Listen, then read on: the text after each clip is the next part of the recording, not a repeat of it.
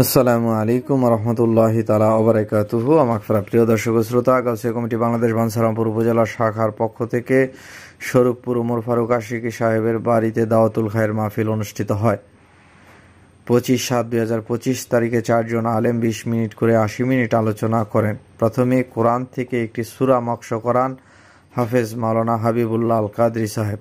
আলম তারা কাইফা ফাআলা রাব্বুকা বিআসহাবিল ফিল। আলম তারা কাইফা ফাআলা রাব্বুকা বিআসহাবিল ফিল।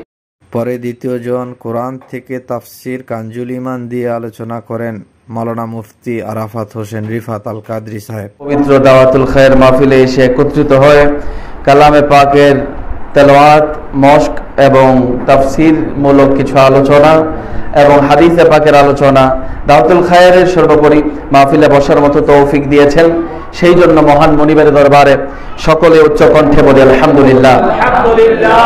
তৃতীয় জন দর্শে হাদিস মাওলানা মুফতি মোহাম্মদ ইব্রাহিম খলিল আল কাদরি সাহেব, গাউসিয়া কমিটি বাংলাদেশ বাঞ্ছারামপুর উপজেলা শাখার দাওয়াতুল খায়ের সম্পাদক।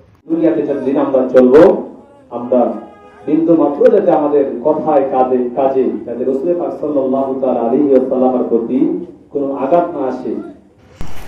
চতুর্থ জন গাউসিয়াত তারবিয়াতুন নিসাব থেকে আলোচনা করেন মাওলানা মুফতি দ্বীন ইসলাম আল কাদরি সাহেব।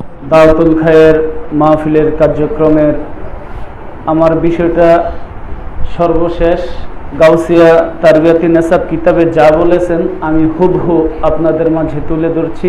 সর্বশেষ বিভিন্ন দিকে আলোচনা এবং প্রশ্ন উত্তর দেন গাউসিয়া কমিটি বাংলাদেশ বাঞ্ছারামপুর উপজেলা শাখার সাধারণ সম্পাদক মাওলানা মুফতি আব্দুল ওদুদ আল কাদরি সাহেব। আসসালামু আলাইকুম ওয়া রাহমাতুল্লাহি তাআলা ওয়া বারাকাতুহু। আমাকফিরা।